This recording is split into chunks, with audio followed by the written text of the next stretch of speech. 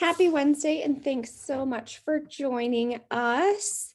Um, for those of you that are new on the call, my name is Rachel Phillips. I am one of the health coaches here at Incenta Health.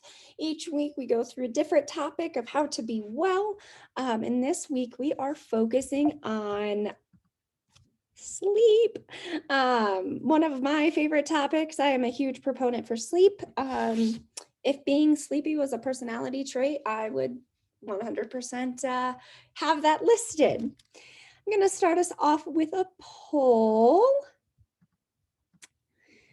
just to see where you all are at. So when you have a chance, go ahead and let us know how many hours of sleep a night that you get.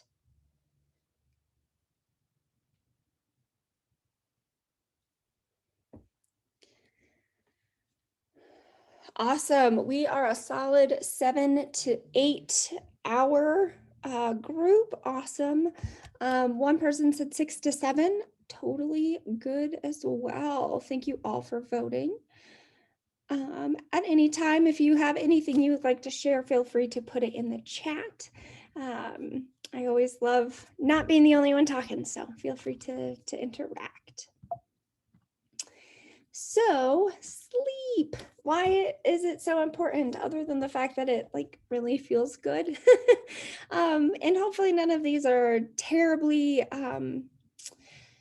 new ideas to you. It sounds like you all prioritize your sleep as well. So sleep is important. First off, it's healing. It allows our body the time to sit and relax and heal. A lot of our metabolic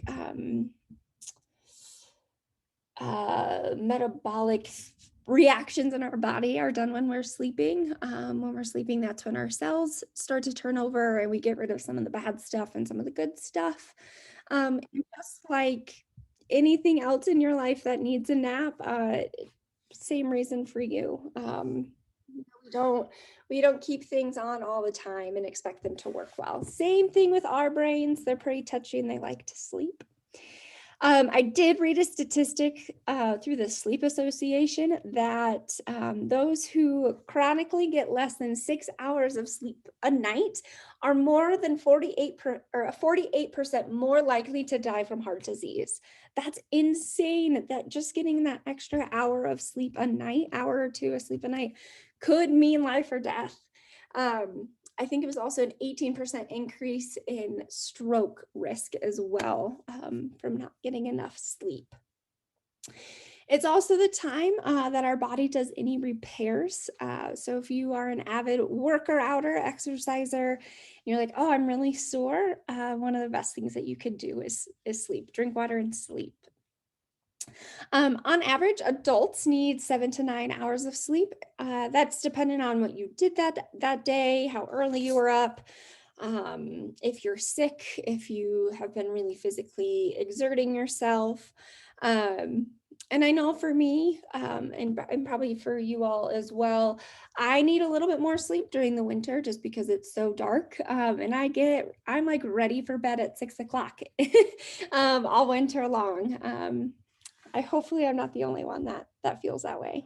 So yeah, 7 to 9 hours of sleep is like that sweet spot for all of us. And I also read an article from the CDC that says Colorado is one of the worst states for folks getting enough sleep. So let's change that metric and get some more sleep. You probably know this about yourself, about the people around you. If you have kids, we just don't operate at 100% when we're sleep deprived. A number of car accidents, car crashes are caused from a lack of sleep because we're not well rested. Our reflexes just aren't as quick. So if you get cut off, you're not as quick to slam on the brakes. You end up rear-ending someone. Same thing with making choices at work. Hopefully a little less drastic than a car accident. But we just don't operate at 100% when we're a little bit sleep deprived. And chronic sleep deprivation is linked to irritability, mood swings, depression, concentration problems. You might feel this if you have like a really bad night's sleep. You wake up the next morning, you're like, there's not enough coffee in the world to help me get through this day. Imagine doing that day after day after day. It doesn't bode well. Um, and a lack of sleep contributes to obesity. It's important to say that if you sleep more, you're not going to lose weight faster.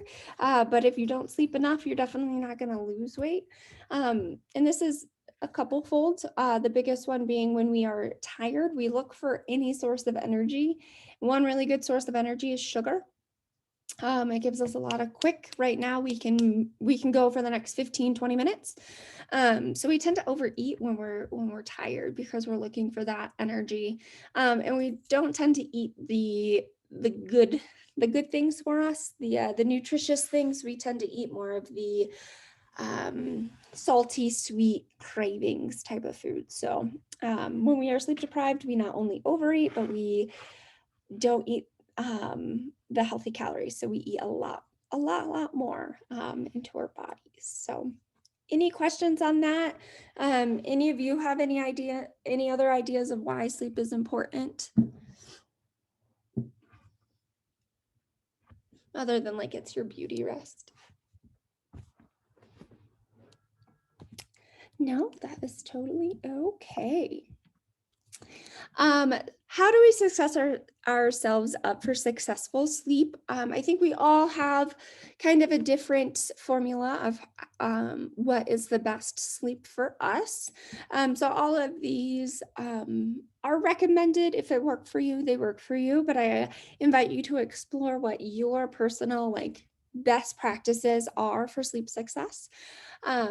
And if you have anything that you enjoy doing before bedtime to help you sleep, feel free to throw that in the chat. The biggest one is to limit caffeine and alcohol consumption in the afternoon, especially after dinner.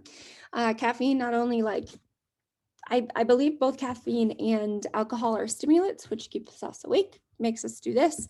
Our heart rate gets a little bit faster.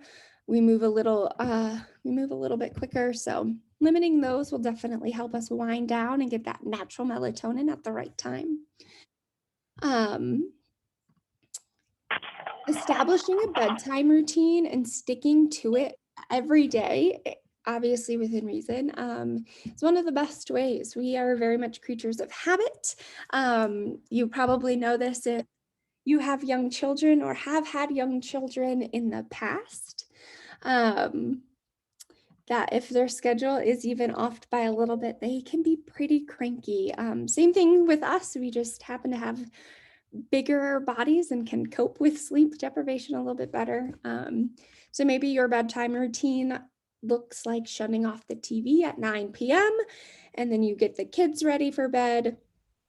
And then you take your nighttime shower, brush your teeth, get into bed, read a book for a few minutes, and then finally turn off your light at 10 o'clock, or whatever works best for you. Limiting screen time before bed is really helpful as well. Even if you turn off the blue light on your phone, our brain still gets triggered by some of those lights.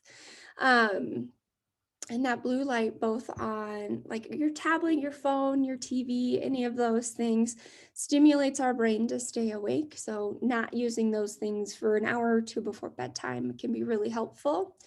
And like I said, even if you do turn off your blue light on your phone or something like that, we can easily get distracted, fall down the rabbit hole of what's new and exciting in the news. I know for me, if I read certain things before bedtime, I'm either going to stay up all night thinking about it. I might have bad dreams about it. So I try to personally limit my screen time and intake of new information, unless if it's in a book. I try not to read scary books. You all probably know this too, but keeping your bedroom dark and cool is optimal. I read that 70 degrees at night is what's best for most adults.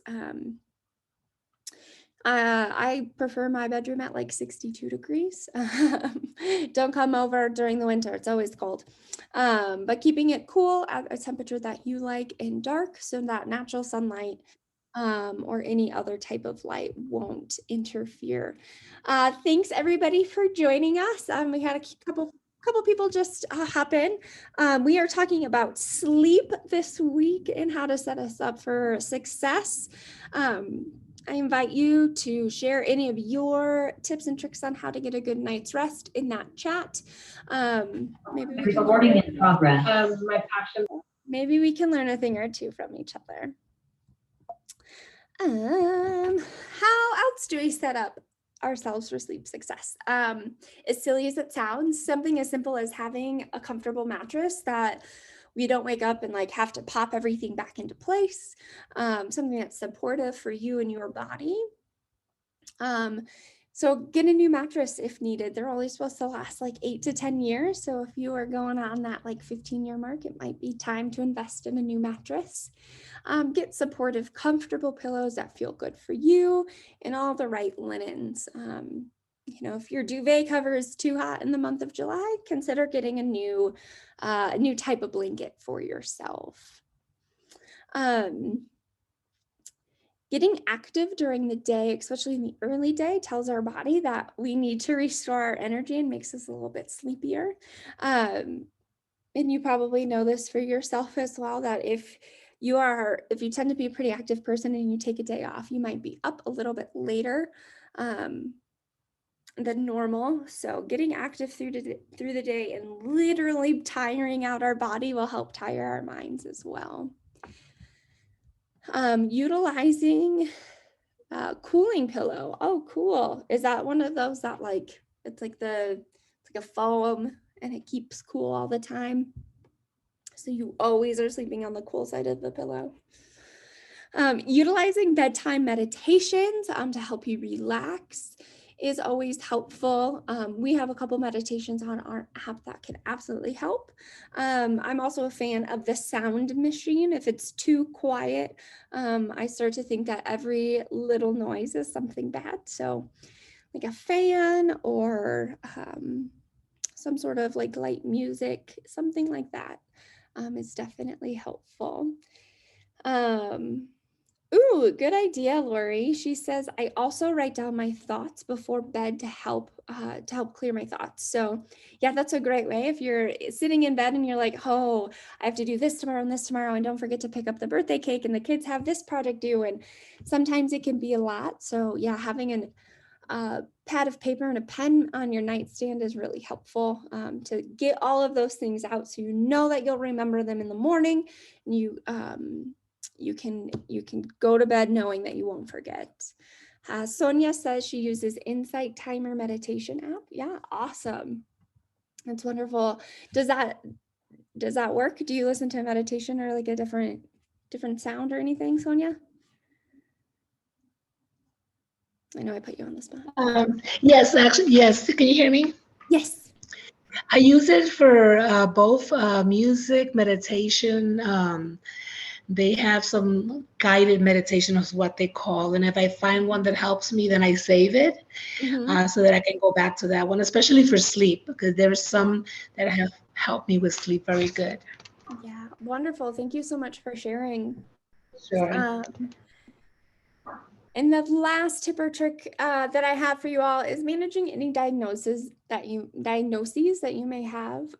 If you're noticing that you are chronically fatigued, seeing a doctor to make sure that you don't have like sleep apnea, which keeps you up all night. We just don't realize it. And there's a couple other disease states that can impact our sleep quality. So if push comes to shove, I always recommend seeing your healthcare provider to make sure that everything on the inside is supporting you in a healthy way. With everything else in life, the 8 things that we just covered may work for you some nights and may not work for you other nights. I invite you to accept all of these with grace and a curious mind, and try a couple things out. The meditation that Sonia listens to tonight might not help her tomorrow night because tomorrow looks a little bit different. So it's okay if you have to do some play around with what you do to set yourself up for successful sleep. Another, I didn't add this on here either, but minimizing the amount of like nap time that you get during the day. I don't know if anybody else is a napper, but I take a nap every Saturday and Sunday at 1 o'clock. It's just who I am as a person. And I know that I can only nap for about 52 minutes. If I sleep any longer than that, I'm going to have a really difficult time getting to bed at night. So just being really mindful of that as well. And the same with the time that you wake up. Again, our bodies are just creatures of habit. So if your nighttime routine is to go to bed by 10 and wake up at 6:30, doing that every day is really beneficial. And your body will get used to that melatonin cycle. It'll start making you a little bit sleepy at the same time. And then your body will naturally wake up at the same time. So any questions, comments, concerns, anything else you would like to share about sleep? It's just so important.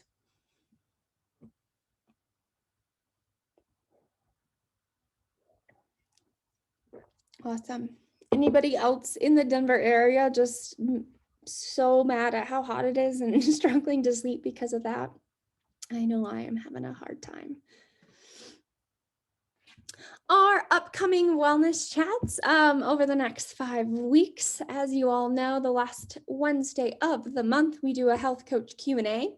That link went out to you all, I believe, yesterday. Feel free to send us over your questions. We love seeing those and we love answering those.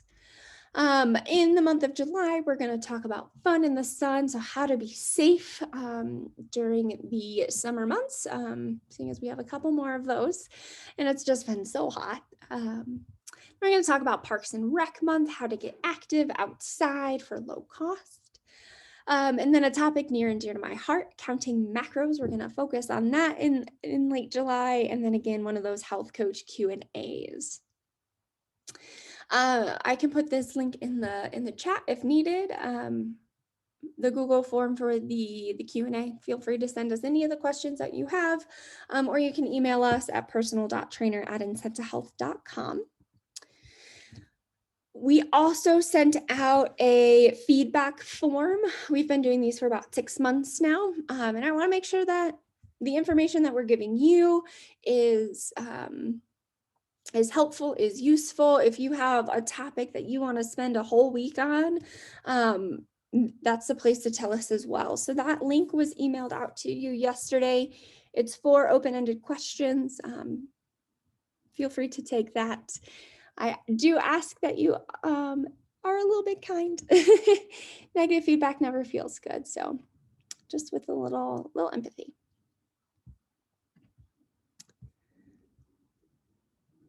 Yeah, Sonia, this will answer your question. She asked, I missed the wellness chat given 2 weeks ago. Since they are being recorded, where can I find them? This is a website, incentihealth.com/wellness chats. We put every one of these recordings up on that site by date, so feel free to go back, watch those, share any of these videos with anybody that's important in your life. The more the merrier. These are typically uploaded by Friday at the latest, so you'll be able to see this week's chat by the 25th. Great question, Sonia. And then, as always, if you have any questions, comments, concerns, if you need a little bit more support one-on-one, you can email us, call us, or chat with us in the web or on the website. We have health coaches standing by Monday through Friday, 8 to 5. And with that, my friends, I hope you have a great rest of your week.